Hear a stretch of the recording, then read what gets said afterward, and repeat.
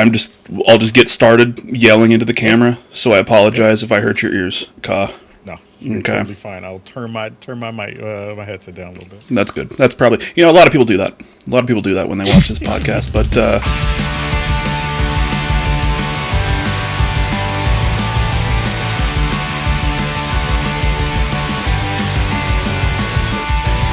welcome back, everybody, to the Storymoders podcast. My name is Robert. Mike is here, and we have a very, very, very, very, I don't know where the camera is, special guest. Hi, Ka.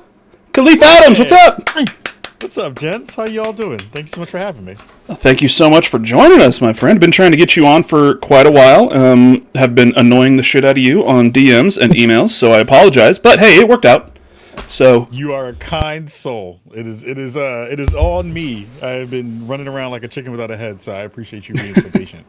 I mean, you're busy as hell, and we'll get into that here in a moment. But yeah, I mean, real quick, Mike, how are you doing, buddy? We'll check in with Mike.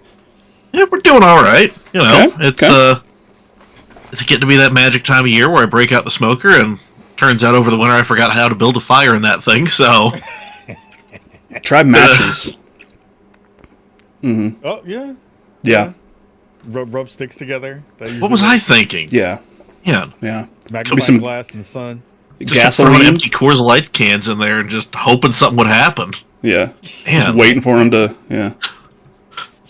But nothing. No. I mean, at least you know. Yeah. No. Exactly. It's a learning thing all the time. Yep. Yeah. Never stop learning. Never stop. Learning. ABC. Never stop. Wait, no, it's ABL. There we go. ABL. Always Sorry, learning. Always be cooking. Yeah. Ka can cook. We know this. It's true. It was confirmed in Dead Space. So yeah, Mike, you're doing some smoking out there, and then some smoking. We're trying to. You took a picture of it for me earlier. Yep. Yeah, no, but we're doing good. Yeah. Things are doing all right for first time in about a month. So yeah. I just have a little bit of news. I start my new job in 2 weeks. Hooray! Yeah. I got laid off about a month and a half ago, and have just been like interviewing and everything, and I accepted a job offer starting 2 weeks and making more money, which is nice. Nice. Rad. Yeah. So, and I still get my severance pay, which is going to come in handy this weekend in Las Vegas at WrestleMania. But because Robert has a gambling problem. I do. I need Cena to win. No. But yeah, enough about us. KAHLIEF Adams. We have a little tradition on this show where we drink. So there we go. Is that I got a LaCroix. LaCroix. French water. French water. This is a Kona Big Wave. It's Hawaiian beer. Probably brewed in fucking Kentucky. I don't know. Who knows? Anheuser something or other. But KAHLIEF Adams, Spawn on Me. A lot of our, I would say a majority, if not almost all, of our listeners are kind of funny best friends. So a lot of people out there already do know you. But for anybody who doesn't know you, do you want to go ahead and introduce yourself? We'll talk about you for a little bit. Yeah, talk about yourself. Well, first of all, again, I want to thank you both for having me. It's always fun to be able to get to do appearances and hang out with folks and rock with more best friends, because I feel like we're in the grand scheme, we're all one big family anyway, right? Like we're all in the same. I got a brand. I got the brand. You know what I mean? Like, God damn. Yeah, that's good.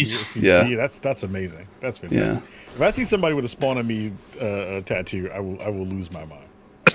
You send me a logo that's a small enough one. Not the whole Spawn on Me thing. A bit much for my arm. That's reasonable. What I mean? We have various sizes. Yeah. Of logos. But for folks who don't know me, my name is KAHLIEF Adams. I work and run the Spawn on Me podcast. We are now in year 11 of our show. We have now been, in the space, doing really fantastic work, spotlighting people of color and spotlighting people from marginalized communities in the video game space. for a long time now.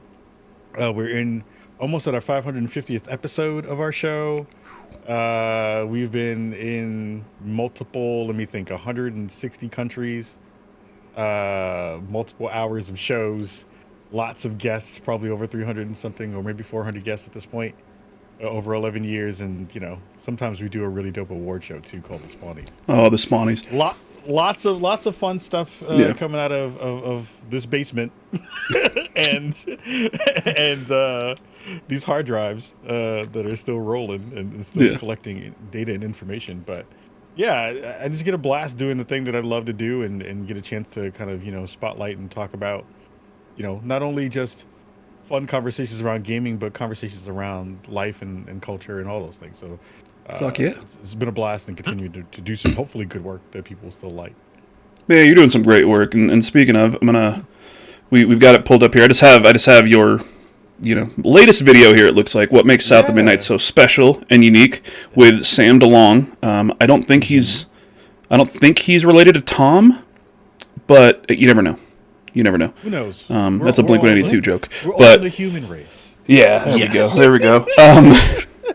Yeah, so I mean, the South of Midnight just came out the other week, and the audio is muted, which is why you can't hear it, and also I can't hear it, and the people watching can't hear it. But yeah, South of Midnight. Who is Sam DeLong? Sam's a writer in the space. Okay. He's done a ton of really great work over his years of also being in the space. And we had talked about doing a collab some years ago, and was like, why haven't we done that yet? We should totally go and hang out and talk about South of Midnight, because he was a big fan of it. And, you know, I got a chance to do multiple things around South of Midnight. We did, of course, our review that's on our YouTube channel. I hosted and moderated a panel over at Afrotech this year with some of the folks behind the game. And just like, I love that thing with my whole heart, and getting a chance to hang out with Sam for an hour or so and talk about it was fantastic. So hope people go check that out and listen to the discussion. Yeah, I've had a few people. Good friend of the show, Verum Dex, has been just loving South of Midnight. He'll do a few streams a week. One is usually a multiplayer stream, and then for a long time it's like, on this day I'm going to play this day I'm going to play this day. Right now, it's Monday is multiplayer, it's Marvel Rivals. Every other day is South of Midnight. He's absolutely loving it. I have it installed, but I'm trying to get through Assassin's Creed Shadows. Ooh, and I don't know if it's possible. That game is beefy. That game is fucking massive. It is a very, very big game. I mean, it depends, right? I think besides if you're a completionist, if you're just like a person who likes to look around every corner, that game is nuts. That's Mike. That was me for that game. That was me for Avowed. There's another game that I just finished completing it and can't talk about it yet, but there's been a lot of beefy games in the past. If the embargo is this Thursday, that's when this goes up. So if not, it's fair. Not yet. All right, then. A little bit further down the road. But, all right, don't worry. You can talk about Grand Theft Auto 6 later, so don't worry. Oh, I already finished that. That's all. That game is ass. That game is not gonna be fun. No, just fun. Rockstar, don't shoot me. I know you got snipers everywhere. I know how it works. But so I mean, I'm a video game completionist. I'm not like the completionist, because he apparently is a piece of shit. But in Shadows, and I've said this like on multiple episodes now, like every time I'm just running through the world and I just talk to a random person who has the option to talk, and then I pull up the objective map and it fucking it goes out and there's a new circle of shit to do. Yep. And I'm like, you can't fit everything onto one screen the way they have it up. You have to scroll around, even if it's insane. I still have a couple of groupings of those folks that I still haven't killed yet. Yeah. And I've finished that thing with probably, how many hours did I play? I think that was like a 60-hour game for me. Or something like that. But it was again, there's so much. And then DLC is going to drop at some point soon. So I'm like, that thing is massive. Yeah. I think my save file right now is 77 hours. Woo. I still have a few of the people in the main circle, and then a bunch of other shit, and then a lot of the kill so many bandits in this area, all that shit. That I'm like, I cannot tell who's a bandit and who's not, and I'm like, I can't just go around just killing people. You know what I mean? Why not? Because then it's like, you can't kill civilians. You'll get desynchronized. Come on. Wow, hey, they were in the way. Those civilians are bandits in the making. Right? You're just one bad murder away from becoming a bandit. Can't let the dominoes fall. Yeah, I'm saving you from yourself. Yeah. Ending your life. I'm saving you from yourself and everybody around you, okay? I'm the hero here. Remember that. You are a threat. Remember that. But let's see here. I mean, this is like a weird it's oddly framed on the picture here, or in our thing here. I was going to pull up the playlists are working, because that thing has been bugging me all month. Oh yeah. I think it's been moving videos all left and right and weird and out of time synced and ish. Yeah, we have one playlist which is just like the weekly podcast, and for some reason it's out of order, even though they're all numbered. It does what it wants. I had to sort it by like oldest and then do some other magic to make it work, and I was like, this is stupid. You should see the last thing I uploaded and be like, I just uploaded that and put it in the front. It's not that hard. Come on, YouTube algorithm. You should know how things work, because you are the place where information goes. You are the algorithm. You are Albert Go Rhythm. Come on. Right? I'm like, what? Do you have no rhythm? Is that the reason? There's no rhythm in the algo? Oh man. Something. Oh no. Mike, have you have Game Pass, right? Yep. Were you trying to get South of Midnight to work and you were having problems? Yeah, I kept having errors during the download, but it's finally downloaded and updated. Okay. So when I have some time, I'm definitely firing that one up, because I've been so excited for it.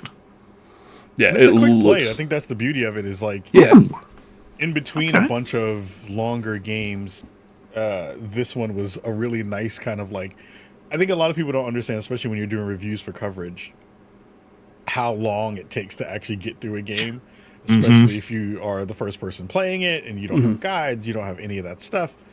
And then you're like, oh, and there's also like 7 other games I need to review. Yeah. Like, it is wild how much stuff has gotten done in 2025 with me being only one person and having 24 hours in a day. It is madness. Man, but it's great. And it doesn't, I mean, it obviously doesn't help that there's about, carry the 1,700 games that have come out this year so far. Yes. Roughly. Yes. I'm like turning down opportunities now at this point to just I can't do it. Like if you want me to review this thing and get it in before embargo, you have to give me like at least a month. Yeah. Or at least like 3 weeks to kind of like dig into it and actually set aside time and do all that stuff. But and then Summer Game Fest is coming up soon, so that's a whole Jesus Christ, it is. A lot of things. I mean, well, the good thing is they don't like announce anything new at Summer Game Fest, so it's just hanging out. The good thing is like Summer Games Fest is good because you can literally walk into a room, turn your head, see everything you need to see, and then kind of write down what you need to write down and then make content afterwards. But it's like those are very busy days because you're also networking and trying to figure out other stuff and do all those things. So it sounds like I'm complaining, and I'm not, but it's like, I think a lot of folks don't understand how hard it is to do all that stuff, especially running solo. Yeah, So it's a lot of stuff to do with limited time, especially if you want to play games for yourself. Like I'm trying to play Marvel Rivals 2 and get out of gold again for the 4th time. And being like, there's other stuff you just want to play for yourself that you want to get in and get some games in. And that's a question. That is a question that I have for for someone like you. Like you, obviously you're playing a shitload of games for reviews, but you're also, the reason you're doing that is because you're a gamer. You like games. Yeah. How do you live? Like what? how do you go about, hey, I want to play this, and yeah, it's probably, these games are super fun to play, a lot of them, Yeah. but then sometimes you're like, I don't want to play this game for review. I'd rather play Marvel Rivals, but then if I don't play this, I can't get the review in time, and then I've got this other game and this and this. Like, how do you, I guess, compartmentalize in your head to kind of get all that sorted? It's hard. And again, this is like, well, boo-hoo, you get to review games and play it. Like, for folks who are going to listen to this, don't cry for me in that way. I have a mantra that I learned very, very early on in the life of Spawn on Me, and it's helped me a ton. And it kind of leans into it kind of is an answer to your question, but it's like, my wife and I, we were in the beginnings of our marriage. We were probably like 4 or 5 years in, and we were going to couples therapy because we were just like missing each other, mentally and stuff. And we went to our therapist, and the therapist gave us this moment, and he gave us a Post-it note. And he said, you two are here for a reason. You chose this. And that's been the mantra. It's been like a really nice sticky note that we both have on our monitors.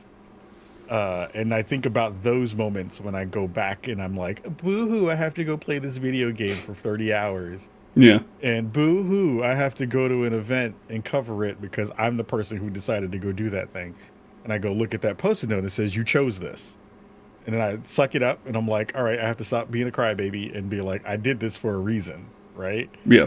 You want to balancing those things out with just like, try to be really vocal about your needs, try to be really, like I can be in this room for 2 days straight and nobody will see me, right? But then I'm a bad husband and I'm a bad person in the room who's not doing and fulfilling my responsibilities. But also, like, it's something good for me. Like, video games to me are still a refuge for, saving myself and my mental health.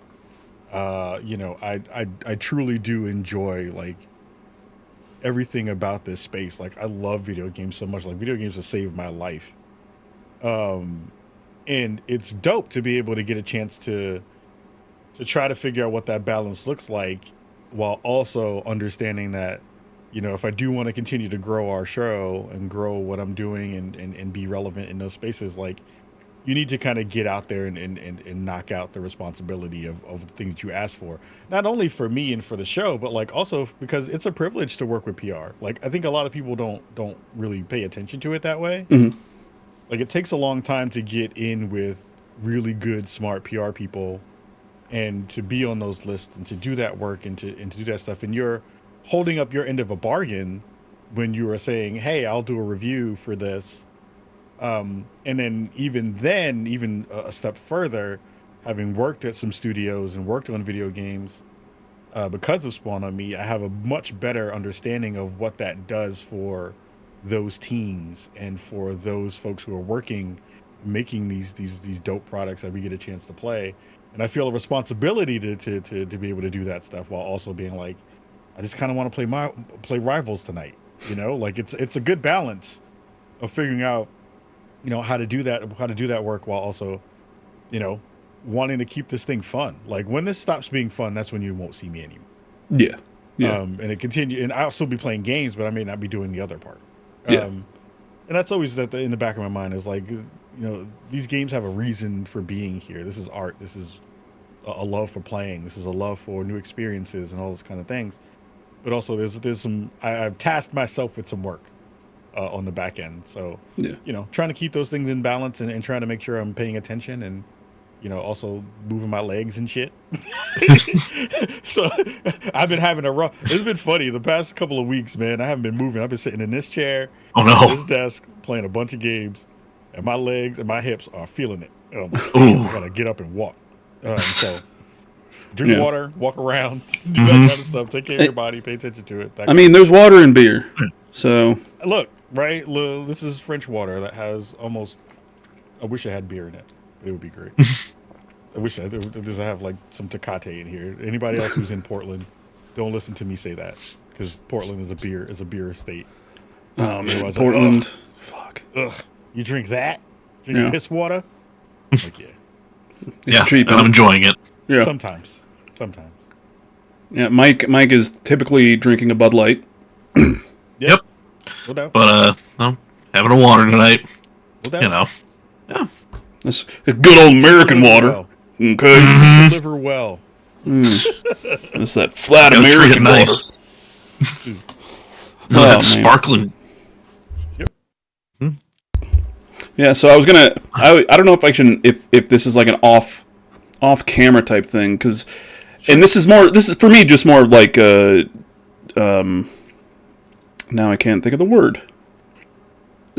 I'm dumb, but you've been doing this. You're in year 11 now of Spawn on Me. What was it like? I mean, what was your kind of process to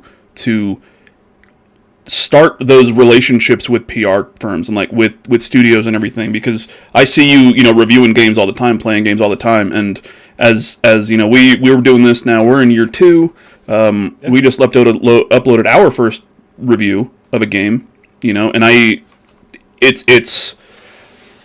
it's very difficult, at least in my mind, from what I can tell, just to kind of get those relationships started. And Sure. I'm not asking to be like, hey, give me some names. No, but just, what was kind of your thought process in starting those relationships, getting everything up and running to where you can be where you're at now, and just like, yeah, I'm playing games, I'm reviewing games, I'm reviewing stuff, I'm playing stuff that I can't talk about right now because, they trust me to do this and have the embargo and everything. I mean, I would ask a bunch of questions of folks who I knew, when I think it's all kind of started in a progression too. Like, I think, for me, when I started, we still had magazines out, not when I started podcasting, because then I would be like 75 years old. Yeah. But like, grew up reading EGM and Game Pro and seeing all those things and good old being days. a part of those spaces, when people used to read. Yeah. Nerds. Read. It's not even the fact that they did read; they could read back then. Yeah. And that progressed into listening to podcasts. So that was like the One Up Show. That was Weekend Confirmed. Predates, all of the folks that are doing it now. Early gamer tag radio stuff. Mm. And being like, oh, so there's a space here where you can make content and potentially have folks listen to that stuff, and then maybe you'll be able to kind of be in a grouping of folks who would get to see some of that stuff early. So I reached out to a ton of people who worked behind the scenes and was like, how does this work? And they were like, the first thing you should do is try to go to as many events as you can. Which was super, super good. Like, I think everyone who was in our era of starting this stuff in the mid 90s, and at least kind of being a fan of video games and seeing video game media be a thing, the end all be all was if you got a chance to go to E3, when E3 was a thing. And that was I never went, and I still miss it. It was I feel bad for folks who did not get a chance to go to E3, and that's not because of just like clout chasing or any of those things, but it was, in a real way, it was a space where you could cut your teeth on all of it, learning how to network, learning how to reach out to PR, building relationships. Like, a lot of the stuff that's in the mix for people who you see are doing this work now, especially folks who are my age. I'm in my mid 40s at this point. It was really about how do you build relationships with people. It was very much a like shaking hands with people, seeing them face to face and being like, here's my, when you had a business card, here's my business card, and being like, I want to, get more closely acquainted with you in the work that you do, so that hopefully we can work together and collaborate, and I can, do a review for a game that you might be working on. So there's a lot of that space that's missed now because most of it is digital, most of it is online, and those events don't really do that as much anymore. Like, you have them in PAX East and PAX West, but I still don't consider PAX to be a really video game focused show. Like, it's more of a fandom show in my mind, with games that get sprinkled into it now. But like, I remember the first event that I went to, one of the first events I went to was like, it was like IndieCade, when IndieCade East was a thing when I was back home in New York. And they had it at the Museum of the Moving Image, and it was like that's the first time I met Rami Ismail, who founder of Lambeer, and now does a ton of work in kind of more indie spaces and things like that. And I remember seeing him and saying hello, and then he let me see what the back end of Steam looks like, and I'm like, what? That's the thing that works? It's like, oh, Steam is just a bunch of folders? Okay, all right, that's cool. That's how that works. And then you let you look at God and you survived. So I looked at God and was disappointed. Yeah. I was like, oh shit, this is File Explorer just in another way. This is ass. We're just gonna clip that out with no context. Yeah. Just basically, I looked at God and was disappointed. But like, and then it snowballs, right? Then you continue to figure out what your niche is. You figure out what your actual like work that you want to do in that space. Then you continue to go to more conferences. And I went to GDC for the first time, and then eventually got into E3 with the help of Adam Sessler. Adam Sessler actually was the person who got us into my first E3, which is wild because I was like online on early days of Twitter, because I've been on Twitter since God knows how long, like 16 years or some crap. Since it was Twitter. When it was Twitter. Yeah. When you can actually file a notification that someone is harassing you and they would actually look at it. Oh no, somebody looks at it now on the back end. They just laugh though. Yeah. They just put it in the folder. That's like, none of this is a thing. And he looked out for me and got me in. And that was the first proper E3 that I'd went to. I'd went to E3 on my own. I forgot what year it was. But that was the first time I'd even gotten the first time I ever got on a plane was for E3. Going all the way to California from New York for my first E3. I was the year that like Fight Night 3 happened. I had a bad Vistaprint business card that I made and got in luckily. And then that started the snowball for a lot of it. So it really comes down to a ton of networking, comes down to a lot of paying attention, and it's really meeting people and building relationships, over many, many years. Like most of the folks who I know now who are in the PR space who I've been working with, the kind of mainstays, those folks have been in PR for like 14, 15 years. And then there's been people throughout that time that have started in PR and then kind of moved to different places and different jobs within the video game industry. So a lot of shaking hands, a lot of kissing babies, a lot of saying hello, a lot of meeting people and being unafraid to be able to put yourself out there to say hello and get into people's line of sight, which has been a very valuable lesson for someone who is a introvert that people don't know is an introvert. So they're like, what? You're an introvert? I'm like, no, I'm just not socially awkward, but I know how to talk to people. I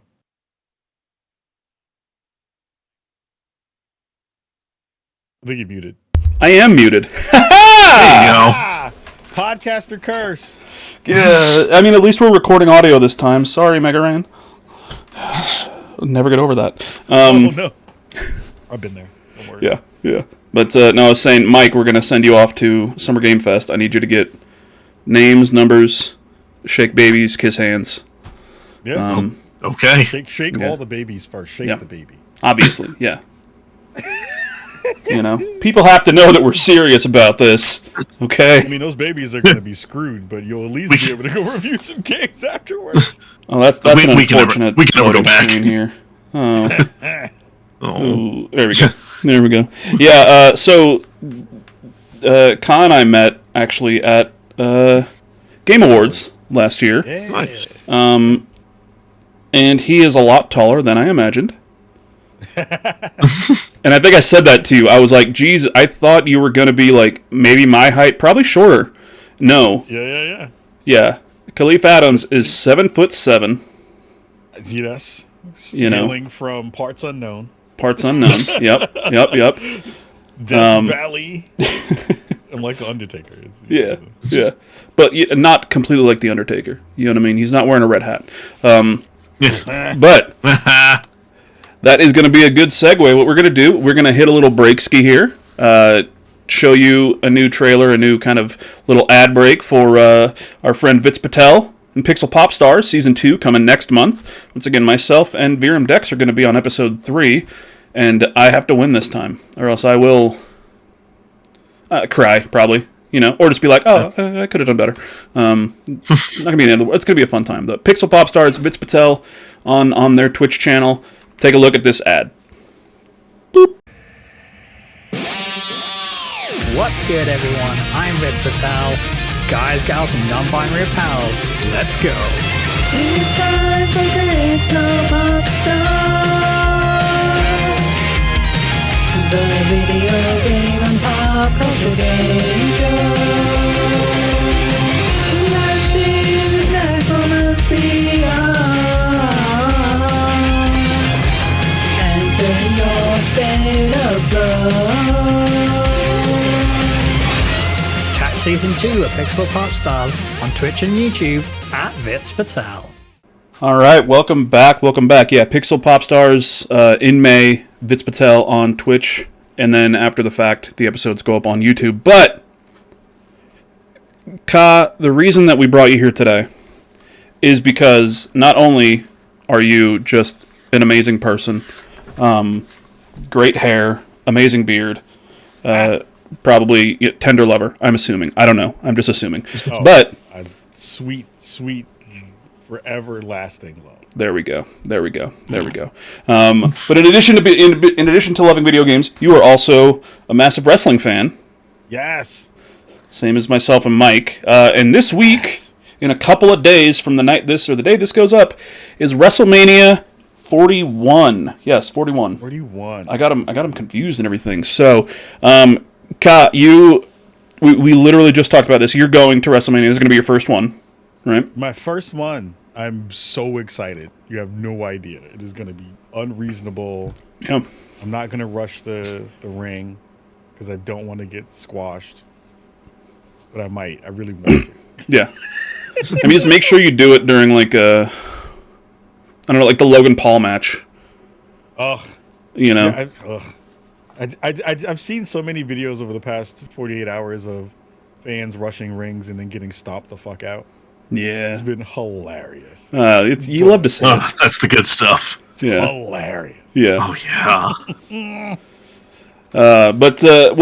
Give us like a quick rundown of your like wrestling history. Are you a long-time wrestling fan? Have you been watching it your whole life? You've been watching it for the past couple of years? Yeah, I'm a huge wrestling fan. I've been wrestling fan. I was lapsed for a good chunk post Attitude Era. And then I wouldn't say a huge chunk because I would bounce in between, when promotions were kind of bouncing in and out and hot. Like you remember when, the Monday night wars were happening. WCW and WWE now. Yeah. WWE. We're going at it super hard, and then the Goldberg era of WCW, which was really really interesting and terrible at the same time because you can't wrestle. But I'm old school, so like I remember.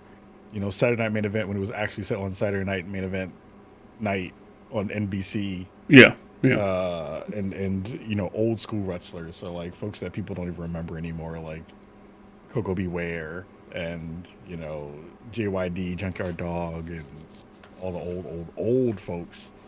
And then I've been rocking ever since. And now, we're at the best moment in wrestling history right now. I'm trying to poke into AEW and see where that still is laying. And I was never a big Japanese wrestling fan because we just didn't see those matches until you got those on like DVD later on. But my golden era was that moment when DW would come on late night, and it used to just be the saddest, horniest child looking at all of this really amazing, just like ridiculous wrestling and scantily clad women. Who now I'm like, you probably wouldn't even get on the stage now. Yeah. The way things are looking now, like the space has gotten so much more interesting. But yeah, like I'm a big time old school wrestling fan who's now going to his first WrestleMania. I've seen a couple of live shows here in Portland over the past couple of years, and so I got back into it. So really hyped for this thing. It's going to be so much fun. 2 nights of just like debauchery. It'll be great. Yeah. You said you're getting in on Saturday? Or you're getting on Probably Friday getting night? on Friday just so I can go Okay. meet up with some folks and say what's up, Yeah. and then just hang out, in the stadium. I'm excited to see They keep showing all these like tidbits of the stage, and I'm like, I kind of want to see it, but I also don't want to see it. I'm like, oh, it's gonna be really good. Every year, not even just so. This is going to be my third WrestleMania, but every year since they've started, posting like, oh, here's the updates from what the stage is going to look like. I try to avoid it because I want to see it. Before I was going, like I want to see it for the first time when it's done on camera, and all that stuff. I'll go look at the building and stuff later, but like the last couple of years, I've tried to stay off of social media so that when I walk into the stadium, Yeah, that's when I see it that for the moment. first time. Yeah. yeah, So it's gonna be nuts. It's like 60,000 people. It's going to Yeah. be nuts. we'll see. We'll see. Now, silly question: do you have your ticket to WrestleMania yet? Yes, Okay, I don't. I've been looking at my phone every couple of days to be like, did it go away? Yeah. Is it still on my phone? Yeah. Is it still in my Apple Wallet? Please don't hack my phone. Don't take my WrestleMania ticket. Oh man. Yeah. Mike watches. Yep. He's not the biggest, I would say. I float in and out. You know. But I think he's kind occasionally. of more like he was Attitude Era and stuff. I would say. Oh yeah. Oh Yeah. God, yes. Yeah. Oh yeah. Oh yeah. Oh, that Attitude Era did more for and against men of our generation than anything. Ruined a ton of us for multiple reasons, but also like God, raised yeah. us. Yes. Uh-huh. We were raised by that fun weekend dad. Oh god. That's so good. That's the Attitude Era. Yeah, Fun that is the weekend Attitude dad. Era. Yeah, that's such remember- a great way to describe it too. Yeah. That's the Yeah. one who was like sneak you a beer underneath the, Exactly. behind your mom's back. And be like, Yeah, "Here's this beer. exactly. Here's At the this beer." time, you're like, "This is great." Now you look back on it, you're like, "Oh, mate, this is probably why I can't remember certain things." Yeah, Yeah. 1,000%. 1,000%, for sure. You go back and watch like your home videos, and you're like, "Oh, maybe I shouldn't have been drinking out of that water hose. Why is that water red?" Oh, Yeah, no. Whatever. At least it had fluoride back then. So Yeah, you're good. not anymore. Yep. Yep. Thanks, RFK, you Hey, dick. we have teeth. Do we though? Yeah, we do. But with WrestleMania this week, we are going to do what we did last year for the first time, and this is number 2 now. We call it StoryMania because Storymoders is our name, and then WrestleMania. So you take the first part of Storymoders, you cut off the last part, and then you take WrestleMania. So what we're going to do, I explained that perfectly, by the way. What we did last year, what we're doing again this year, is we are going to make the ultimate wrestling card / I guess just wrestling card of boss fights in video games.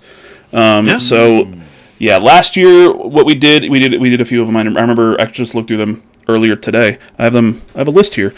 So last year we took some boss fights from video games and then compared them to just classic WrestleMania matches. Let me pull this back up here. So what do we have? We had the final boss fight from Horizon Forbidden West, Burning Shores, and then compared that to Daniel Bryan at WrestleMania 30. Him having to defy all the odds and go through multiple challenges just to, eventually come out on top. Excuse me. Final Fantasy VII, comparing, the fight and the story of Sephiroth and Cloud to Kofi Mania from WrestleMania 35. Which was a beautiful story, and so on and so forth. We had a few. There were a couple that I forgot about. I forgot that we talked about the Jerry Lawler Michael Cole match for good reason. Yeah. But so this year we invited KAHLIEF here to join us to hopefully bring an example or two. Mike has a couple that he's written down. I know he was having trouble trying to fit something into one of his pitches. Did you get it? No, could not work Steiner math into this thing. So, well, Yeah. Okay, well, actually, I have the perfect thing for it, but man, I could not get through Steiner math without stumbling so much. Yeah. And he did that off the cuff, by the way. Like, that was just, God. And I can't. It was amazing, but yeah, I just couldn't get it in without stumbling over it. And I'm like, I can't. We're not going out like that. That's fair. That's fair. But I believe in you, Mike. And then we also have a few videos from some friends of the show. Yeah. You're gonna see some odd edits in here. It's just because VLC Media Player hates me. But yeah. So Mike, I mean, do you wanna get us started? Yeah. Yeah, with one of your first one here. Yeah, man. So yeah, the one the perfect place for Steiner Math, but I couldn't get it in there. The Battle of Hoover Dam. Just the act. Oh yeah. Yeah, the Battle of Hoover Dam from Fallout New Vegas. Yeah. Yeah. Oh, So, man. Interesting. Yeah. So, the way I did it, I simultaneously pissed off the Legion and the NCR. So I had to fight through both of them. So, yeah, no, that is just that perfect Scott Steiner, Samoa Joe, Kurt Angle three-way. Usually you got a 25% chance winning. Yeah. But now you got a 50% chance winning. And now you got a 33 and a 30% Yeah. chance. Oh, man. I don't even know how. It's so much. It is so much math. And I think Yes. it works, but it doesn't work, obviously, at the same time. The math kind of maths, and Yeah. if you, multiply everything together, then yeah, totally, that's how it works. Yeah. But not the way he was talking about Yeah, it. but the percentages there just don't work. No. Especially once you get over 100, then it gets to be a little tricky. Yeah. Yeah, that's true. Yeah. But you know what? Makes sense. Yeah. So you're just going to compare that one to the Steiner, that match? And then, yeah. There's that, but then, also, just think of any potential crazy, three-way, intercontinental title, match. Not the main event, but Yeah. definitely something a little later in the show, You always build up to it. Yeah. Just 1v1, and there's one. Doesn't look like it's going to happen, but oh boy. Yeah. Just coming down that ramp. Who's that? Just have that happen a couple times. Well, so this weekend it's not a triple threat, it's a Fatal 4-Way match for the Intercontinental title. And the current Intercontinental champion is Braun Breaker, who is the nephew of Scott Steiner. Hell yes. Look at that. Yeah. And I think he actually did a Twitter promo when he was in NXT, and it was the Steiner math thing because he was in a triple threat match. Amazing. So, because it was one of those ones where everybody's watching, he's like, "You're gonna do it, right? You gonna do it?" And he's like, "Yeah, I'll do it." But I'll do it. fucking Braun Breaker, Hell that yeah. guy, Yeah. fucking brick shithouse, that guy right there. Jesus. Okay. So Kyle, were you able to? Did you have some in mind? I have a potential one. So Okay, I'm okay. going to keep it recent, even Totally though we don't fine. know the outcome of this match, Okay. because it is still undetermined, because it is happening at WrestleMania 41 in a couple of days. I think a really interesting parallel that we could find. Also, that's a great word that we should have been using for this the whole time. Fucking parallel. Write that down, Mike. Mike, write that down. You know how it goes. You know parallels. Yeah, they're almost side by side, but never shall the two meet. Would be a betrayal story, which, if you think about the main character in Avowed, who is going through the motions of trying to figure out how the world works and their mystical powers, and they have this one person who is consistently and constantly in their path, in their way, but at first you think that they are potentially a friend of yours, or potentially going to be working in conjunction with what you're trying to do. You think you have aligned thoughts and aligned ideas, but I think I forgot, it was Inquisitor Lodwin was the end of boss battle. Yeah. She just wouldn't die, kept coming back. No, she would die, and then she would just undie. And then she would just undie. But I want to focus on the betrayal, Yeah. because I think the perfect analog to that would be Jade Cargill versus Naomi. Ooh. Okay. I think Okay. started off as friends, started off, working towards the same goal, and then a huge divergence in paths happens. Now they become enemies, mortal enemies that must fight to the death. With the ability for everything to kind of turn itself around. I was not only excited about that boss battle because I was like, thank God this thing is over. Because I hated that boss battle. Oh my god, yeah. But I hated that boss, but like in a way that you hate the boss because you want to kill them because they're such a a jerk, like just an asshole. Yeah, and you're like, I want to kill this boss. Yeah. Yes, like every version of, you're part of the story beat. I want to hurt you. Yeah. Naomi has turned into the ultimate heel for Jade Cargill, and it is an interesting turn of events and a literal heel turn for her. And I want to see how that ends. I don't want neither one of them to die because they're both too fine to die. Yeah. But also, also, I'm very excited to see how this winds up turning out because I feel like Jade has the ability to kind of resurrect and come back in the same way that Lodwin did. Yeah. But what happens to Naomi? It's hard to know who the actual good guy is in this conversation. It was very similar in Avowed. You were kind of the good person, but you also did a lot of terrible things because you had a lot of choices that you could make throughout that game. So that's my first kind of parallel and analog to the wrestling and video games. Perfect. Now, Kyle, are you a Naomi fan? Yes. Okay. Big Naomi fan. Yep. Okay, I might. I'm gonna bring. I have something for you then. Okay. I have a little gift for you that I'll bring to Vegas, so we're gonna have to meet up so I can give that to you. Beautiful. Yeah, just make sure you got a little space in your suitcase for a box, I guess. All right. Yeah. But let's do this. I mean, I only have one, but I'll be honest. I wrote like fucking 3, 4, 5 paragraphs about this thing. So I'm gonna. Man. Well, dissertation over there. I did. I was like, I got to come up with a few of them, and then I just kept writing about this one, and I was like, I'm not gonna because I'm only got this one. So, like I said, we had a few things coming in from some friends of ours. First off is it goes by Referee Clark. He's actually a professional wrestling referee and a streamer. He also does like streaming and stuff. Big JRPG guy. Watch him, follow him at Referee Clark on YouTube and on Twitch. Just fun-ass streams. So he sent in a video here. I haven't watched any of these, by the way. I love it. So I don't know what... I think I've got an idea of what a couple of these are, the basis of, but I don't know what boss fight match they're kind of going for here. So let's... Hey, what's up, Storymoders? I'm going to pause that real quick, because once again, I have to fucking resize it. Why not? You know. Yeah. Okay.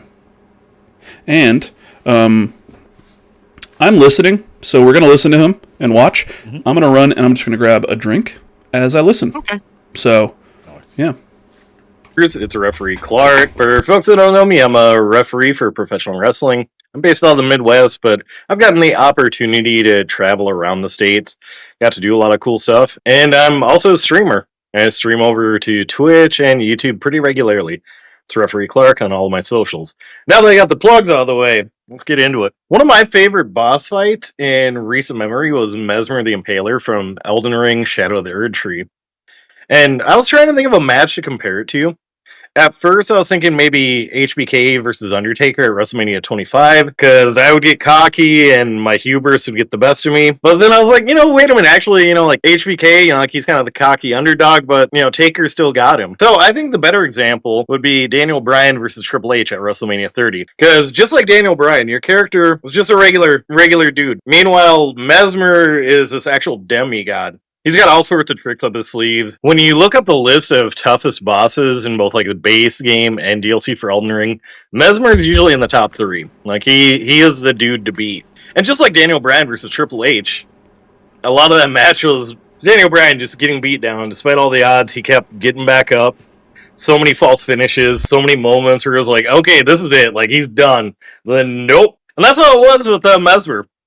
I didn't keep a death counter, but It was easily 300 deaths. You know, probably more. Probably an embarrassing amount. Because there's just, like, so much back and forth. Like, you had to learn the timings of his attacks.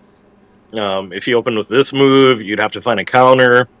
It was back and forth. It kind of felt like a wrestling match in a lot of ways. Even a couple of falsies, because there was like a few instances where we both knocked each other out and I didn't get the victory. I was like, no! Felt like I was calling for like a 2.99 pin. But at the end of the day, I locked in. I took Mesmer out, and I pretty much was like doing the Daniel Bryan, like, yes! Yes! Yes!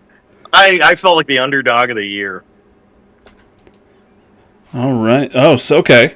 So I haven't played Shadow of the Erd Tree. He's right. That match sucked. I mean, that fight sucked. Yeah. I died so many times on that thing. So he's not wrong. Yeah. He nailed that. He nailed that in a real way. That makes a ton of sense. I mean, you can use a lot of the bosses in the Soul series, but yeah, I've heard that fight is super goddamn tough. Yeah. But Mike, are there? Because Mike's not a Souls guy, but he loves fucking Armored Core. Mm-hmm. Ooh, yeah. What's an Armored Core equivalent to that? Ooh,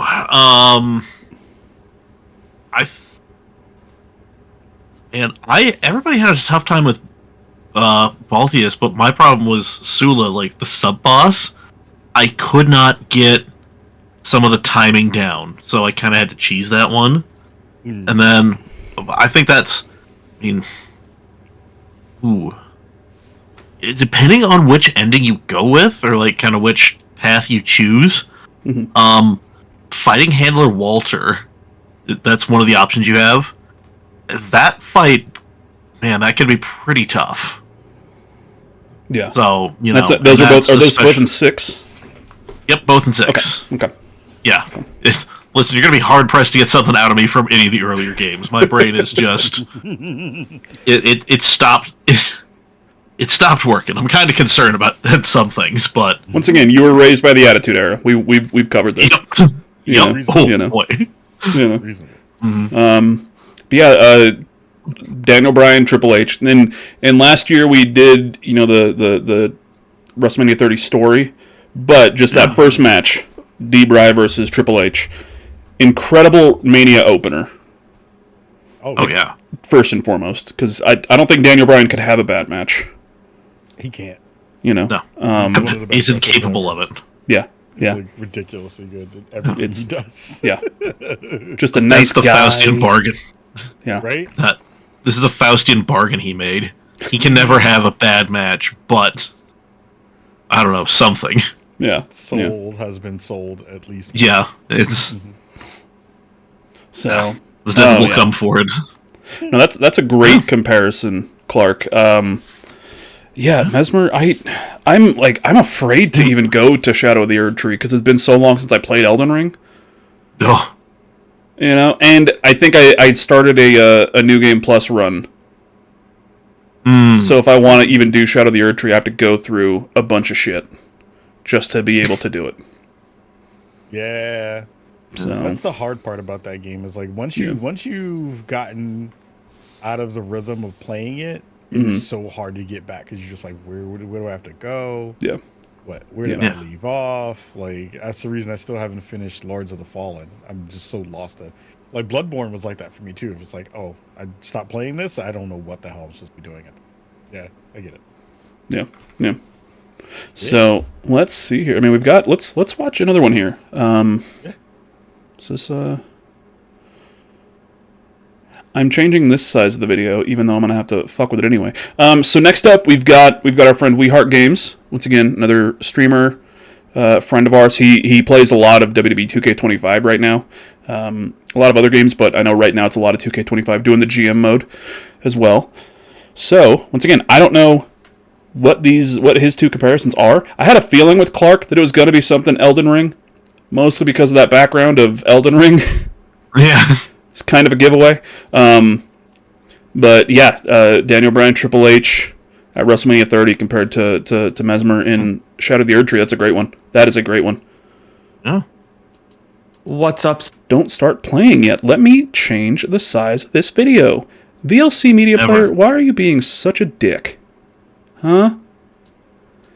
Gosh. All right. So, yeah, so We Heart Games. Let's take a look. Storymoders.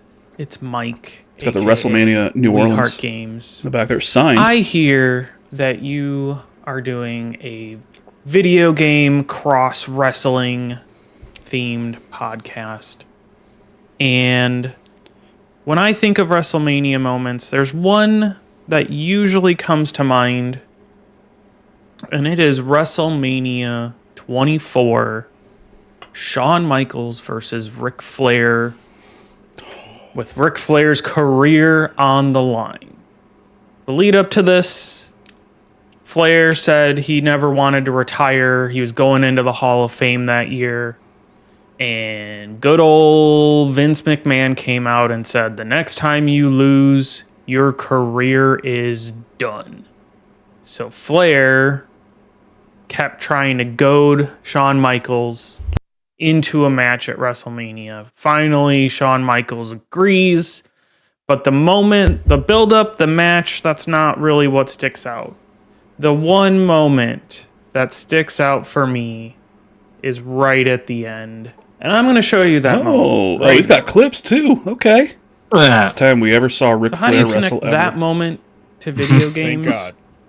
I had to do some searching because this was essentially a mentor versus mentee match with something on the line for the mentor, I should say. So I was looking around the internet, and lo and behold, ironically, because I'm friends with Neo Aoshi, Friend of the show. Metal Gear Solid 3 came up. Son of a bitch. And particularly the end boss battle between Boss and Snake. Boss was Snake's mentor. Find out later, a little bit more than a mentor. Not going into deep spoilers here, but essentially, His lover. Boss had betrayed the U.S. and defected to Soviet Union, and Snake was sent to kill her. And he really didn't want to, but a job's a job. So they have a battle, blah, blah, blah, and then when it comes down to it, Boss is on the ground, and she asks Snake to end it. So let's see Give her a a little best clip shot. from that. Spoilers in advance. I know Metal Gear Solid Delta is coming out, so just keep that in mind. Patriot. Why are you giving me this?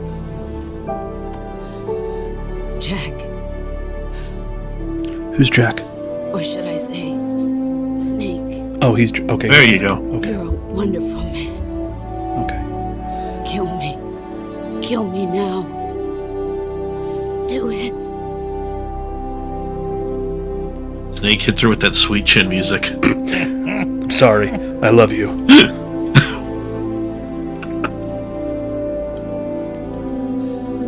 There's only room for one boss and one Snake.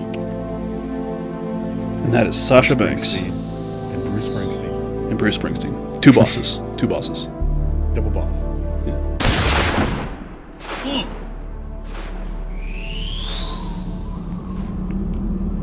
And it's over. Man. Okay.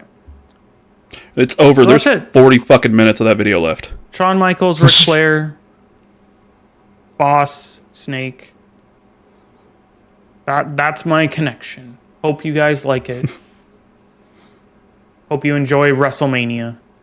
It's going to be fun. It's going to be fun. Bye. That was a good one. I like That was a really good one. Yeah. Yeah. I appreciate the edit. Yeah. Like, when- I hope we don't get. I hope we don't get claimed on YouTube, but you know what I mean. That's fine. 1,000%. Yeah. Yeah, well, whatever. But just cover it up. Just blur it. Yeah. Yeah. Blur it in post. Those two moments, I cried. I cried at both of those moments. Those moments were really, really good. I mean, I didn't cry at the boss fight because I've never played Metal Gear Solid 3. But yeah, 100% cried during Michael's flare. Oh yeah. You know, looking back at it now, it's kind of hard because you're like, oh yeah, he was a massive piece of shit, Ric Flair. But Oh yeah. Yeah. yeah, at the time, like that's for me. And I'm trying to think of like maybe other earlier examples, really. But like for me, that match and the ending of that match is the first thing that I remember or the first thing I think of when someone's like, oh, what are those moments in wrestling where you look at it, you're like, this is cinema. Yeah. You know what I mean? Like that scene right there at the end. You have Ric Flair who's beaten, knows that he's beaten. And he's like, you got to do it. And Michaels does not want to do it. They does the kick, the 1, 2, 3, and then immediately just starts hugging him. And Flair is just, you could see him crying. Yeah. And yeah, that is. You know, he had to go back and actually go talk to his family again. Yeah. He had to actually like go back and be a civilian and go talk to his family again. Yeah. Oh, no. I can't do this anymore. Oh, I gotta go. What do you mean I can't drink? No, but he's still gonna. He's gonna. Yep. Always gonna. Man, that was such a good moment, though. Like, that was such a fantastic moment. I think the other one that I think that really comes into that space for me is, like, not because of the emotional sadness of it, but, like, the shock and awe of it was Taker losing his WrestleMania match. Yeah. Like, when the streak got broken.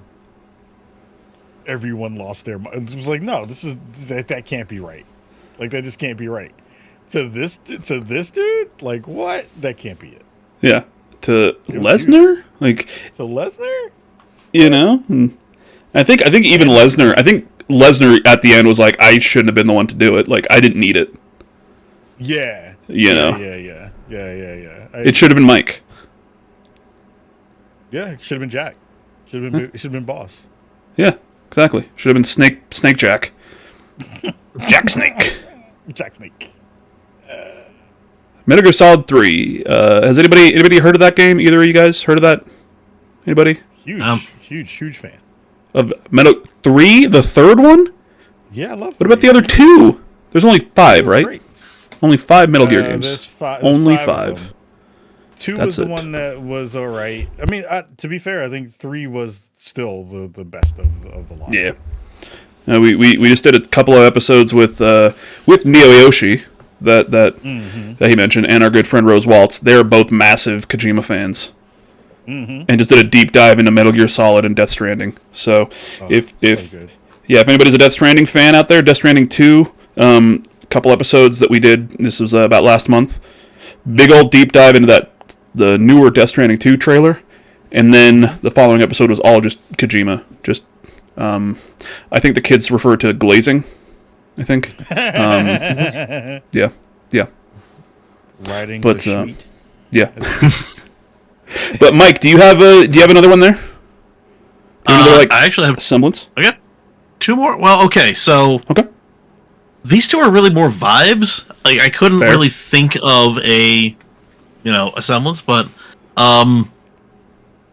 yeah, this is kind of jumping back to the Souls thing. And when you asked me about Armored Core 6, Sula was that one kind of pain in the ass boss for me. There was one that took me about a month to defeat, but we're not going to get into that because that was some dark times. But I think just because of how like cinematic parts of this were and how it kind of has like definitive chapters, I think the Ice Worm boss fight in Armored Core 6.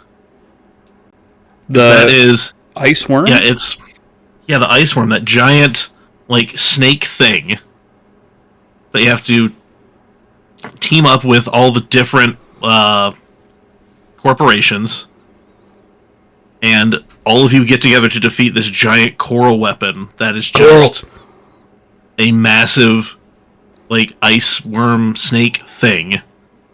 And it has distinct phases. Things kind of change depending on who you can manage to keep alive through the boss fight, as far as on your team. But it basically always comes down to a 1v1 with somebody coming in out of nowhere to just drop that final blow. Mm-hmm. So, yeah, no, it was a long one too. Like, god damn, that one took forever. Just from actually getting the thing done. You know, not it took me several tries to beat. No, like damn, that you can drag that one out real long if you wanted to. But yeah, no, I just think, you know, with the cinematic moments in there, I think that would be a fantastic, either like right before the main event or even possibly a main event, you know? Yeah. So. Maybe a main event of like a secondary PLE. Yeah. Yeah. Yeah. Or pay-per-view. You know. It's a pay-per-view. It's a fucking pay-per-view. Day one. Pay-per-view. Yeah. Day one. Yeah. One of the favorites. Yeah. Mm-hmm. Or even like a Survivor Series. Well, not a Survivor. That's a War Games. SummerSlam, maybe. Yeah, maybe. Yeah. One of the ones they do overseas. Bash in Berlin or Bash in Moscow. I don't know. Bash in Berlin. Yeah. We'll do Yeah. that. There we go. Yeah. All right. Okay. I like that's a it. good one. That's a good one. Yeah. Yeah. Yeah. All right. Khalif, do you got another one? I got a quick hitter. Yeah. Perfect. WrestleMania Perfect. 17. Okay. Shane McMahon versus Vince McMahon. Oh. You got father taking on, son taking on father, and the analog to that one is Hades, because your son Zagreus is trying to kill his father in that game, and that's the final boss. The final boss literally is not The Rock in that game. It is Vince McMahon fighting his demons literally while you're fighting demons. In Hades, so that's my quick hitter version of that. You wanted to go with Vince versus Shane and not Vince versus Steph? I mean, during that era, I was Team Steph all day. Oh yeah, All day, yeah, every day. yeah. Mm-hmm. Oh, yeah. Crush. Huge crush. Hey, you still can. Okay, I'm saying she's still a baddie. Yep. I'm not even going front. Still got it. She's still fit. She's still fit. Yeah. Still smiles like she just got a stun gun in her thigh. Yeah, that's I'm glad I'm not the only one who noticed that. Like, I was like, it is the most Guantanamo smile I've ever Yeah. seen in my life. yeah. Like I hate to be that guy, but you're like, you know what? Maybe we grin. Maybe we do a grin. You know? Yeah. I don't have a great smile. Don't get me wrong, but a lot of teeth. A lot of teeth. Yeah. God, Shane versus Vince. Jesus Christ, that is a time. Right? That is. Just madness. That's the thing. Yeah. Yeah. Yeah. It's madness. Okay. Let's do this here. We have one more video. This is actually a bit of a long one though, so just a heads up. So this is from our friend Carlos Rodriguez, Nerd a Day. Does podcasting and everything. Point in Progress podcast. Great dude. Actually met him and hung out with him last year at WrestleMania. He was just in the tailgate lot. We just got kind of fucked up, as you do in a tailgate. We were interviewed by Dan Reichert, and then I love it. And then when Dan put the video out, we were cut out of it completely. So,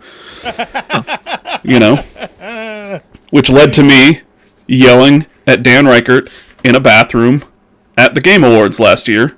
And he was like, "I don't know who you are." Like in a joking, we were laughing and everything. And he's like, "You can't blame me. Blame Jan Ochoa, because he was the one who edited it." So then I went and saw. Yeah, it was.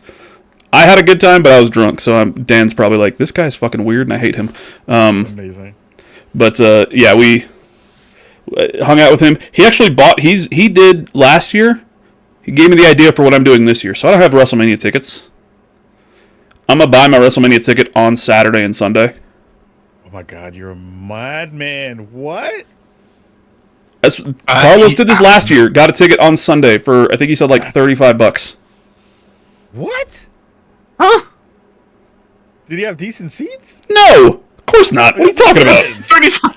Yeah, I'm like, you're at the top of the stadium at that point. You're Yeah. just watching. You're on your in the phone. parking lot watching on a Jumbotron. Yeah. Khalif, no, what? Khalif, you are going to learn this.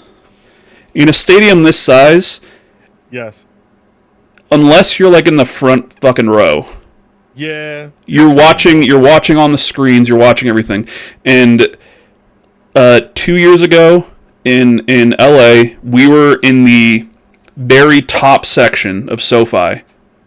We were in the front row of that top section, which was super cool, and just the view of the stage, and I mean the ring's tiny, but then you have like the giant screens in front of you and everything, so you're watching a lot of stuff on there. But just to be able to see everything at once, it was incredible. Last year we had 2 different seats, but whatever. But yeah, I'm so excited for you to go to your first WrestleMania. Oh, it's gonna be ridiculous. Yeah. So this is what we're gonna do. We're gonna pause this so I can resize this window. Because why not just have it be the same fucking size? So yeah, this one's a bit longer. So we're gonna let Carlos dig into it. And yeah, see what he comes up with. And we might talk during it just because it's a bit longer. So just a heads up, Carlos. We're not talking over you because we don't love you. We love you. All right? We do. Hey, everybody out there. Storymoders podcast. My name is Carlos Rodriguez. Your doctor recommended dose of nerd is a.k.a. your nerd of day. That's right. Yeah.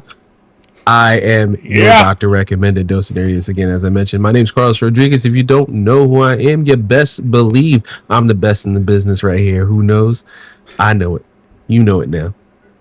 But my friends over here at Storymoders know it. You know what I mean? That's what I'm talking about. I don't know why I'm doing a promo. Why am I doing a promo? Who knows? You know why? 'Cause we're talking about video games and wrestling. Not There it is. together. Video games, wrestling, awesome. Like a fine wine. We've been around forever. They're great. They're amazing. You have a lot of fun. WWE 2K25 seems like a good time. Haven't got my hands on it yet. Hopefully soon. But for this specifically, Robert, aka Mr. Hawks, my dude, my homie, we got to hang out last year at WrestleMania in person, not on a screen, not on Discord, just talking, just BS and being idiots like we normally are. No. Like in person, drinking. Other stuff was happening. You know what I'm talking about? But he has tasked me with, hey man, can you give me? What's the message right here? What is it? Can you give me an example of classic video game boss fights to classic wrestling matches? And one popped out immediately. I was like, I don't know, man. I don't know. It seems too easy. It seems too easy. But you know what? It's not easy. No. Not easy at all. He's taking the headset off. Because we got to go way back in the day. We're talking about way back. Like, I'm old. There's gray hair. You see it right here. You see all the grays. You see the grays in the beard. I don't see any fucking gray hairs, by the way. Old. No grays at all. We got to go way back in the day. And that day is a special game. What's it called? Double Dragon. I don't know if you know about Double Dragon's coming out right now with a new game this year, and they've been featured on other games like River City Girls 2 and all this other stuff. They had I almost said a hit movie. They had a movie. I liked it. It was a very to some similar people. movie in my life. Indeed. I owned the VHS. They had a cartoon series though, and action figures. Those were cool. Loved them. They had the little green, like you just almost like see through dragon tattoo stuff. Anyway, we're talking about the brothers Billy, and Jimmy Lee, right? He had this awesome game that came out back in the day. 2-player game. Play with your best friend. Maybe you're playing with your actual brother. Who knows? Friend down the street. You play this game. You're fighting all these bad guys because they stole your girlfriend. Very simple.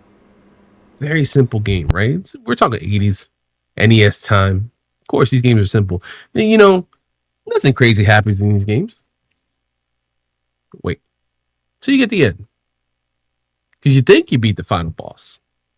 And then you get surprised with one last twist. That twist, my ladies and gentlemen, my non-binary folks out there, that twist is you got one more fight. It's not you and your brother versus the Shadow King or whoever that may be, or whoever stole your girl. No. That is you and your brother fighting each other. And whoever wins gets the hand of the lovely lady who got kidnapped. Again, very problematic storyline. Come on, guys. Really? We're going to fight over a girl who's kidnapped? Get her down. Save her. I know this is 2025. Carlos talking, but that's fair. That shit should have flied back in the day. What the hell are we doing? Yeah. Come on. What are we doing, Stephanie McMahon gets she's just been kidnapped. She's been through some trauma. Leave her alone. The last thing we need is two toxic ass brothers hitting each other. Maybe she doesn't. Two brothers fighting over a problematic girl. Wow, a gross show of male machismo that we don't need. We don't need this stuff. She's getting kidnapped. That's a problem. It can't be problematic if you got kidnapped. It's not your fault. But I mean, if it keeps happening, it was the 80s. It was a different time. I'm saying. You hear that a lot. Some people talk about 80s and 90s, but it really was. Sadly, this is why I hate the Zelda games. All right. I wish we learned more. Oh, we did. I mean, Princess Peach. Really disappointed us as a people, as a country. Stay your ass home. As a world. Seriously, we have not learned. But that being said, yeah, crazy, right? You're thinking, oh my God, I played this whole game with my brother, my literal brother, or my best friend, all the way through. That's a dope night. And now you gotta tell me I gotta fight him. Yeah, it's really good to get this girl. Now, what does that make you think of? Again, ladies and gentlemen, my non-binary folk. If you love wrestling, what does that make you think? Do you? I think so. Because the first thing that pops in my no, I can't see it. Okay. This lustful eye is the mega powers fighting each other. That's right. We're talking about Hulk Hogan. Okay, I get it. I knew it. He sucks. Is that what you were thinking of? Wrong. You're not wrong here. Okay. Not wrong. I believe you. As a person, Terry Bollea, not a great dude. Not a great father. That's one way to put it. Yeah. Not a great husband. Use his government name. Not a great wrestler. Yeah. Not a great politician with wrestling. His beard looks like it sucks. I'm not gonna try it. Yeah, I can keep. I mean, it's been bald for 60 years. He said the N word. There's a lot of stuff. Was whack. Terry Bollea. It's a real American beer, though. 1989. Hulk Hogan. Peak of Hulk Hogan. NWA Hogan was kind of hot though. He was dope. Let me tell you something. Yeah. That Hulk Hogan. You know, the wrestling buddies Hulk Hogan. We all thought he was amazing. I'm a real American. I fight for the rights of every man. I am a real American. Every man. Fight for peak your of neo culture right here. That's Hulk Hogan. That's what we thought. We loved him. And then here we go, Macho Man. Everyone's other favorite. After we all know that he stole, you know, he's a little bit of loose cannon. You know? Oh yeah, yeah. You know, the Macho Man is going around, brother. Yeah, he's a loose cannon, but we love him. Put it on like banger after banger match. Him and Ricky Steamboat, WrestleMania 3. Him and Jake the Snake. Him and God, who know? You put him in the ring with anything, and legitimately, when you look at 80s wrestlers. Not many people move like Randy Savage. Not many people talk like Randy Savage. Not many people brought it to the ring like Randy Savage. He's a total package. We don't talk about him enough. We always talk about Hulk Hogan. What was that? I know we talk about a lot of Macho Man. Don't get me wrong. We do talk about Macho Man, but I think he needs to be put on an even higher pedestal. It was definitely Hulk Hogan could have wrestled. Definitely big time. Macho Man could. But you have these two, literally their tag team names, the Mega Powers. They wore matching outfits that came out. Miss Elizabeth, Randy's, girlfriend, his valet, his longtime love, would escort them out to the ring. And, we have Macho Man as the WWF, World Wrestling Federation champion at the time. The biggest prize in all the industry, baby. I'll be right back. Just need to go. And here he is, champion. Okay. He's fighting all these newcomers and these foes and the Boss Man and Slick's people and Akeem, the Dream, and all these people coming after his belt. He's starting to go crazy, man. He's starting to go nuts. Lost his mind. But he's got his friend Hulk Hogan outside of his mind. Right it was the jealousy. He's doing good. He's doing as much as he can, but he's only one man. He again, we say he's a loose cannon. He's going crazy, man. The Macho Man and is just taking over. He's good, brother. The cream's rising to the top, but it's a little sour now at the top, Seriously.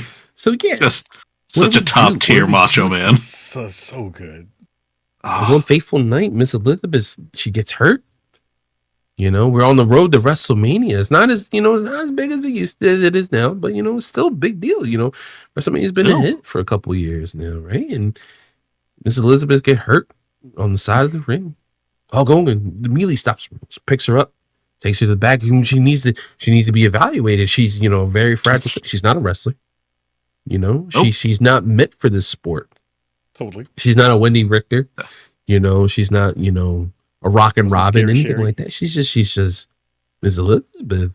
She's just this beautiful woman who comes alongside to support her man, Randy Savage, and she's hurt.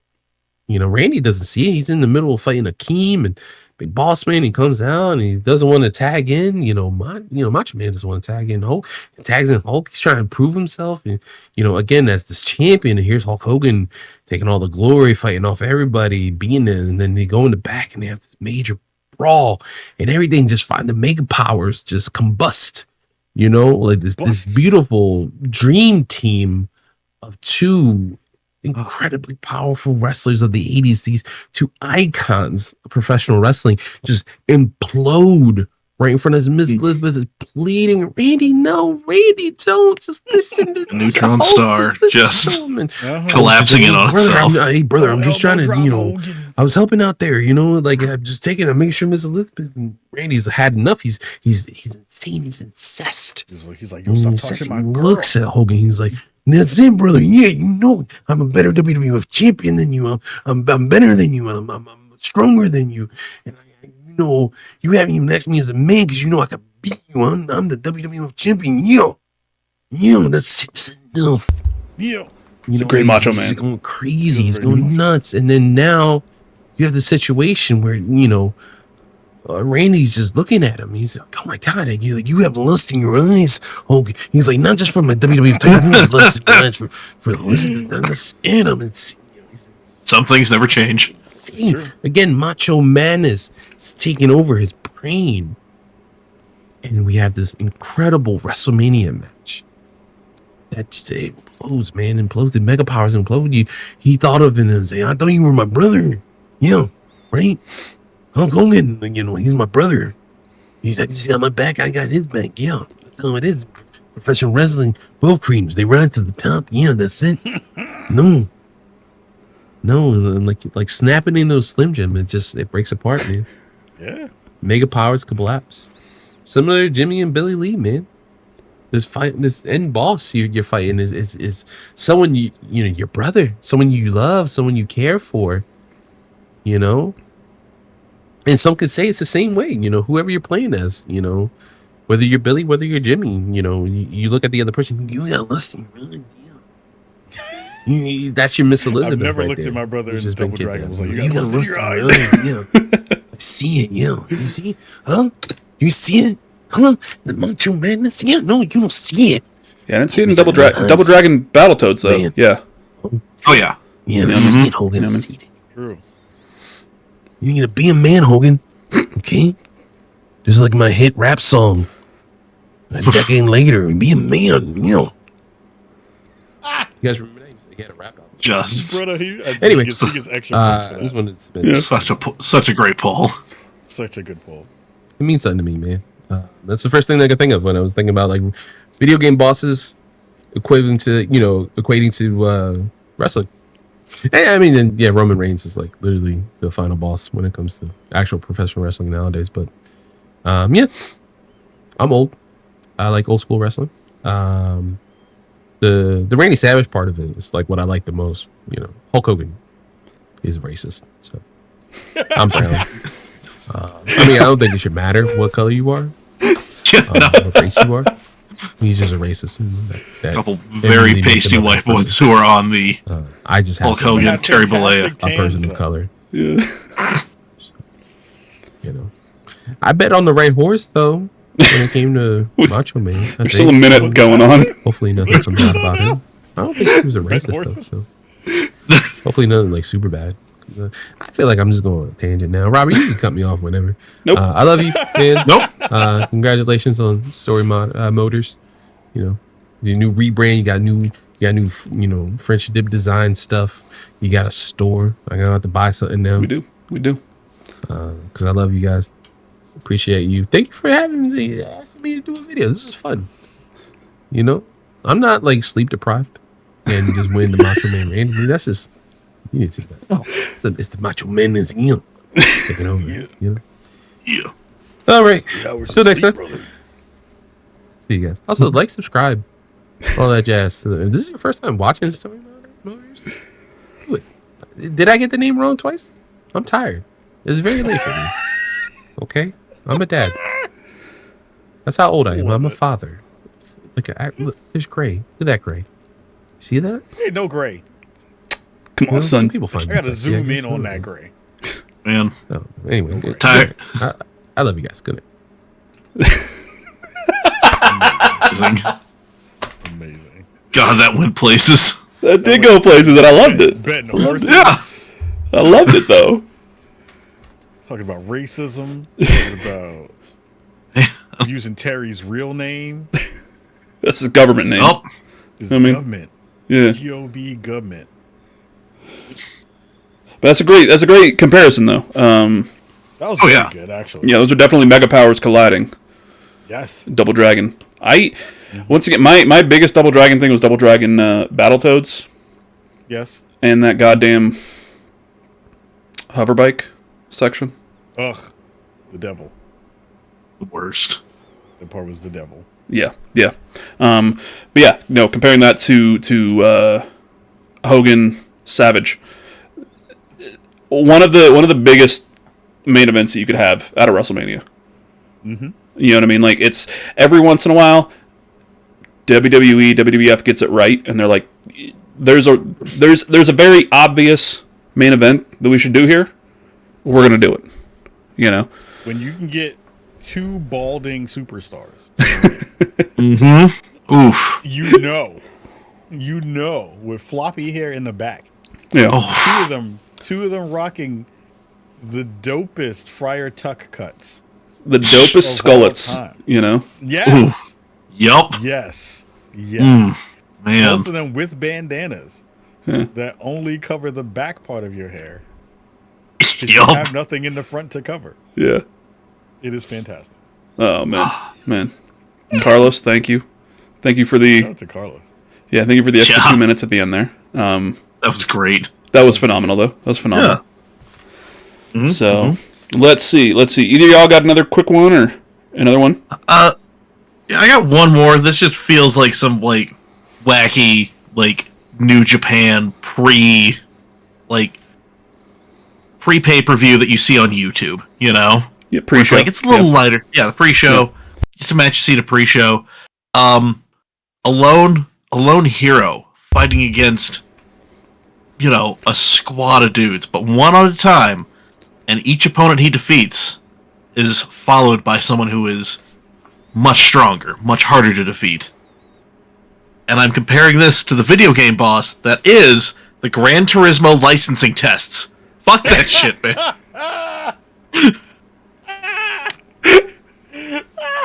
The amount of hours I spent trying to get gold on those almost impossible tasks with a controller, mind you, no wheel and pedals, just oof, man, that is the most devious boss of them all. Oof, that is yes, agreed on all of it. Oh man, shit. Yeah, just imagine like a pull and a half. Just imagine like the Game Awards and the opening pre-show is just somebody trying to go through those before you start giving out anything. That would be the whole pre-show. That'd be the whole pre-show. It'd be the whole pre-show. Yeah. Yeah, not even all of the tests. It's just like you get a third of the way through and it's just like, yeah, man, you spent 3 hours trying these.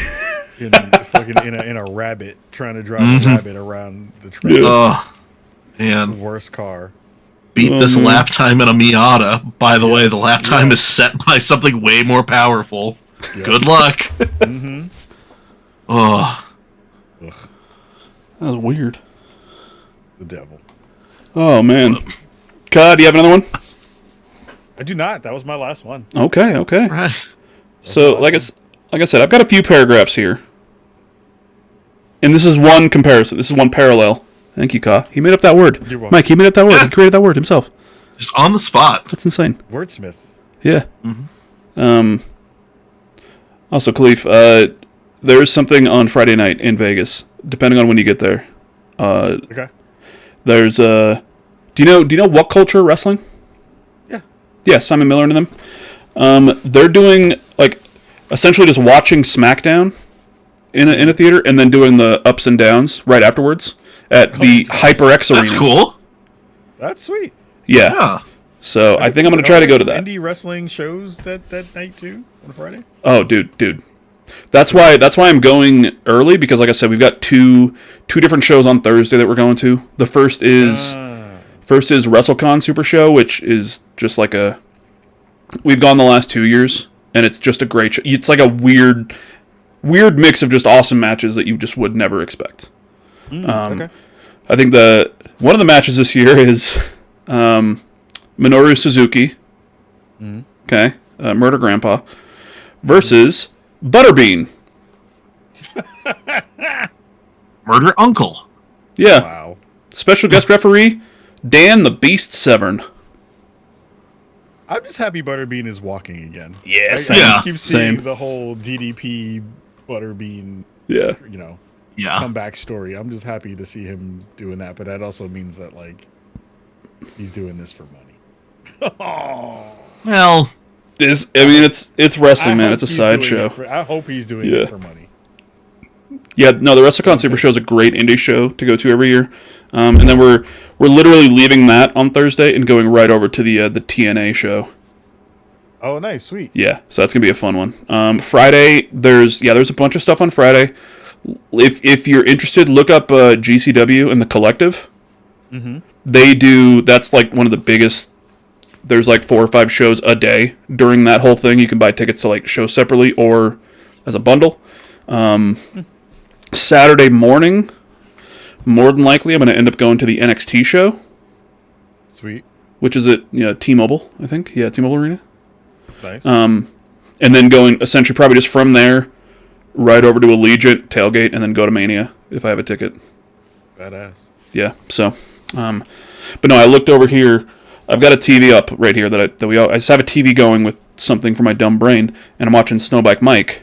He's streaming right now, and he's wearing a HyperX Arena shirt, and that just reminded me of the thing on Friday night. So if you're in town and you're interested in going, yeah, that's something going on.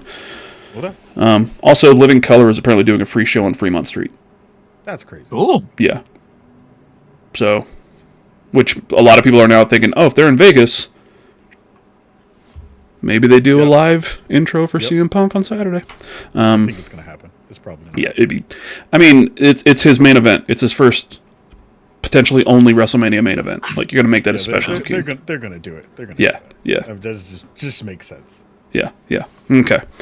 So, I'm gonna read the thing from the game, and then I want you both to think what match I'm gonna compare it to, and then I'll read that and tell me if you were right. Okay. Okay. So, and this is first off, it's a Kingdom Hearts thing. So there's going to be a lot of names that if you haven't played Kingdom Hearts, you're not going to understand. Just I have no idea. Or you said Kingdom Hearts, and my brain just shut off because exactly. A lot of people, a lot of fucking names. Donald Duck. Yeah, Donald Duck, just Donald Duck in it. You know what I mean? All right, so the fight, the boss fight, is essentially the end of Kingdom Hearts 3. So the final boss kind of rush, essentially, is what it is. So the final section of Kingdom Hearts 3 consists of multiple boss fights with multiple characters. Before you can fight the final boss, you go through a gauntlet of other fights. In the first one, Sora, the main character, his name is Sora. That's who you play as in pretty much in most of the Kingdom Hearts games. Riku is his best friend. So in the first fight, Sora and Riku fight a Riku replica who's been in the series, and a character called, once again, I didn't make up these names. These are all Kingdom Hearts names. His name is Zigbar. That is with an X, not a Z. Yeah, so Sora and Riku fight Riku Replica and Zigbar. Amazing. You finish that fight. Next up, Sora and King Mickey, work together to, once again, not making these names, fight Marluxia, Luxord, and Larxene. They all have X's in them. That's kind of a thing with the Organization 13. Everybody's name is just something with an X in between, and they fuck shit up. So you're fighting with Mickey against these three. You win that fight. Then you go up with Sora, Aqua, and Ventus, and you fight Terra, Xehanort. That's a whole thing. Okay, the whole Terra's a character, Xehanort's a character, Terra Xehanort's a third character. Yeah. Yeah, it's a lot. Terra, Xehanort, and Vanitas, who is another version of Sora, who is another version of Ventus in some ways. These all sound like drugs for venereal diseases. You're not wrong. Next fight, Sora teams up with Kairi and Axel, whose real name is Lee, but it's, you kind of go by both, to fight, and I can't even say this name. It's only 4 letters, and I'm not entirely sure how it's pronounced. Saix, I think it's Saix, and a mystery person who just has their hood up the entire time. You don't see who it is. Halfway through the fight, the mystery person takes their hood off. Turns out to be Xion, which is another version of Kairi that you're fighting with, who then defects to Sora's side. And then Sora and Xion are joined by Roxas, who's another Sora, to finish the fight against Saix. Lee Axel was injured, so he fucks off, and then Kairi was abducted by Xemnas. Once again, it's a whole thing. Just okay. These are all things that these happen back to back. After this fight, Sora, King Mickey, and Riku fight Ansem, Xemnas, and young Xehanort. I have to say young Xehanort for a goddamn reason here. All right. Is it got that mixtape coming out? Pretty much, yeah. So you finish this fight, and every time you beat one of the people in the fight, then there's a cutscene how they disappear, and then you finish the fight against the other person. They disappear, and then you got the last person. All this stuff, a bunch of story stuff, and then you reach the final boss, which is Master Xehanort, who is an old Xehanort, not a young Xehanort. And this is a one-on-one fight between Sora and Master Xehanort. Okay, Donald and Goofy are there too, but if you played Kingdom Hearts, it's a one-on-one fight between Sora and Xehanort. Okay. This fight alone, massive undertaking. Xehanort has 18 health bars that you have to go through, and there's multiple stages in this fight. Just, you get through a certain amount, you go here, you get through a certain amount, you go here, you get through a certain amount, go here. After overcoming everybody, all these other enemies that come in to try to stop you, all these battles, strike the final blow against Master Xehanort, ending this story of the Seeker Saga. The Dark Seeker Saga, I think, is what the whole story of Kingdom Hearts 1 all the way through 3 with all the side missions and all the side stories. Ending this whole story that goes back to the first Kingdom Hearts game. There's a cutscene at the end where all of the people that you fought with are just celebrating together on Destiny Islands with Sora, and then he, fucks off. So, that's the boss fight. Okay? I want you to get something in your head of what match you think I'm going to go to. Let me know when you're done. I'm going to take a sip, by the way. Okay. Got something? All right. It's got to be an Undertaker fight. Okay. Mike, do you have something in mind? Yeah, it's got to be an Undertaker fight, but I'm struggling to figure out which one. To be fair, Undertaker was part of it. The main event of Night 2 of WrestleMania 40 is the Bloodline Rules match between the undisputed WWE Champion and the one true Tribal Chief Roman Reigns and the 2023 and 24 Men's Royal Rumble winner, Cody Rhodes. While it's the same basic match as the year before, Reigns and Rhodes at WrestleMania 39, the Bloodline Rules wrinkle adds a whole new layer. Bloodline rules essentially meant no rules, no restrictions, and nothing keeping others from joining in. They were fighting one-on-one for a period of time. Before Cody could make much headway, Jimmy Uso came in and attacked him. While he's beating down Rhodes, Jey Uso arrives and takes out Jimmy Uso. There's a very memorable scene of Jey spearing Jimmy Uso off of the ramp and through a crash pad. You didn't see that on the camera. You just saw them go off the stage and they died. Pretty much. Well, yeah. Yeah. So it takes out Jimmy. More back and forth between Cody and Roman in the ring and on the floor, including Roman spearing Rhodes through a barricade. And they make it back to the ring. Rhodes hits his crossroads move. Hits it a second time. He's about to hit a third time.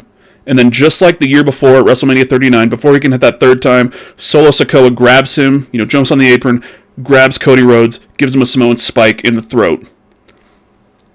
Another spike, another spear from Roman Reigns, which the year before that was enough to put Cody down. Cody kicks out at 2. Okay? Reigns and Solo are gearing up to attack Cody some more. And then you hear John Cena's music hit. He runs down to the ring. He hits Reigns and Solo Sikoa with an attitude adjustment. And for Solo Sikoa, he takes him. He's out of the ring. He puts that attitude adjustment through the table, takes him out of the fight. Okay? Before he can turn his attention back to Roman to kind of take him out, the final boss makes his appearance. Who's the final boss? Khalif? It's got to be Snake. Exactly. The Rock. Snake The Rock Johnson makes his way down, has a stare down with Cena in the middle of the ring, hits him with a rock bottom, Cena's out. Which is very, very interesting now going into this year's WrestleMania. Mm-hmm. And, is The Rock even going to show up? Who knows? But he's gotta show up with this thing. He fucking hasn't shown up since goddamn Elimination Chamber. The biggest show. He's got to show. Anyway. Man, he's making Jumanji 3. Yeah. Rock makes his way down, hits Cena with the rock bottom. Okay? And then suddenly, before they can do anything, suddenly the sound system inside Lincoln Financial Field blared out a theme song we hadn't heard in years. It's a series of words. Sierra, Hotel, India, Echo, Lima, Delta, Shield. It's the Shield's theme song. And Khalif, I don't know about you. I don't know how dumb you are compared to me and my friends. There was maybe 2-3 seconds there when that started playing where my friends and I all thought, holy shit, is Dean Ambrose going to come out? There's no goddamn way it would happen. But just in the moment, we hear that, and we're just like, did they fucking pull this off? No, they didn't. Stadium erupts, and they're rewarded with the sight of Seth freaking Rollins, clad in all-black Shield gear, who slides into the ring with the chair, poised to use it on The Rock. But before he can do that, Roman knocked him down with a Superman punch, leaving him lying face down in the ring. Now, as The Rock is about to whip Cody Rhodes with his weight belt that he wears all the time for some fucking reason, lights in the stadium go out. After we hear a gong, lights come back in. Oh, no. Undertaker. Just in fucking street clothes, because he couldn't be fucked to put on his whole goddamn government or Undertaker regalia. Yeah. Lights come on, Undertaker's there, hits The Rock with a choke slam, lights go out, Undertaker's gone. Because that's what he does. Should have been Stone Cold, but apparently they didn't want to pay him enough money. Yeah, so now everybody's taken out except for Roman Reigns and Cody Rhodes. So they're in the ring. Seth Rollins is laying there. Cody's kind of out of it. Roman is the first one up. Roman grabs a chair. And all he has to do is hit Cody Rhodes with his chair, knock him out, and win the match. Before he can do so, Seth Rollins, struggling to make himself back up, holding onto the ropes, pulling himself up in the Shield gear. And with a chair in hand, Reigns cannot think of anything else. Sees Seth Rollins and his hubris of this guy fucked me over 10 years ago. Knocked me, destroyed the Shield. Sees Rollins in front of him, full Shield gear, triggers that memory of Rollins destroying the Shield when he smashed the chair right over Reigns' back in June of 2014, almost 10 years prior. In an almost shot-for-shot replay of that moment, Reigns hits Rollins with the chair, which gave Rhodes enough time to recompose himself, avoid a spear, hit 3 crossroads because now Solo Sikoa's out, pin Reigns for the 3 count, and finally finish his story. And then in a post-credit scene, all of the heroes are around, all of his friends are around, they're all celebrating in the ring, and then Cody fucks off. So that is mine, and that, like I said, that took me a while to write, so I couldn't think of another one. Yeah, the final boss, that whole thing of Kingdom Hearts 3 compared to the fucking end game finale of WrestleMania 40. Which, holy shit, being in the... Man, Khalif, I wish you were there last year. That was... Oh, I'm marked out at home. Dude. I wish I was there because I wanted to see... You know what? I was sad that Stone Cold didn't show up. So, I'm fine with what happened, but... Yeah. I mean, I think he's going to be at this one. I mean, he's going to be in the Hall of Fame, right? Not Hall Stone of Fame. Cold? No, he's not going to be in the Hall of Fame. He's going to... I think they said that he was going to appear. Did they? For some reason this time around. I forgot why. I'm seeing a scuttlebutt of him supposedly coming through. I mean, it's in Vegas, which is not close to Texas. I don't know.